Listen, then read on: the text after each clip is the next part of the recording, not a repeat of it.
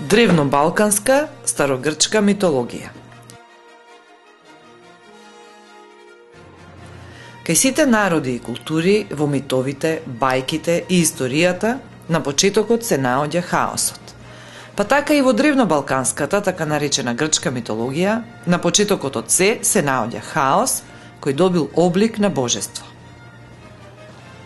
Од него се родиле Тартар, бездната, Геа, земјата, Ерос, страста, Ереб, темнината и Никта, ноќта. А од нив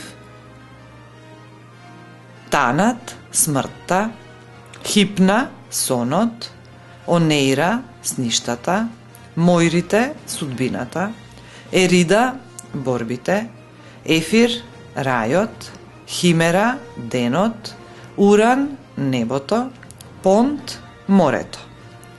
Геа, земјата и Уран, небото, изродиле многу деца, меѓу кои и титаните.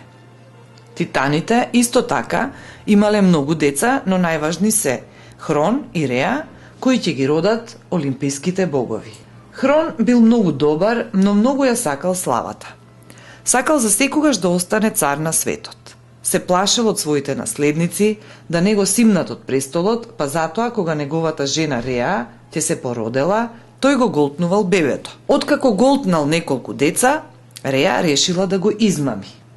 Таа завиткала во крпи еден подолг камен и му рекла дека е тоа бебето што го родила. Хрон, без да погледне, на брзина го голтнал. Зевс пораснал на островот Крит, хранејќи се со млекото на козата Амалтеа. Тој уште како дете мечтаел да стане господар на светот и да го избрка својот татко од престолот. Отишол кај Хрон и му дал некаков лек за да излезат сите голтнати бебиња од стомакот. Подоцна, здружен со своите браќа и сестри, Зевс ќе предизвика војната на титаните, од која ќе излезат како победници. Тие потоа мора да победат и во војната со гигантите, за на крајот да ја преземат и поделат власта.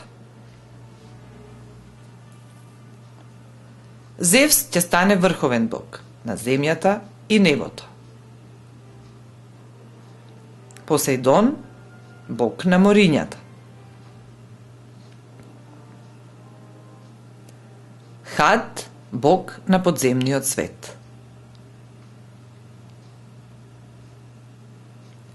Со преземањето на власта од страна на Зевс започнува владеењето на олимписките богови.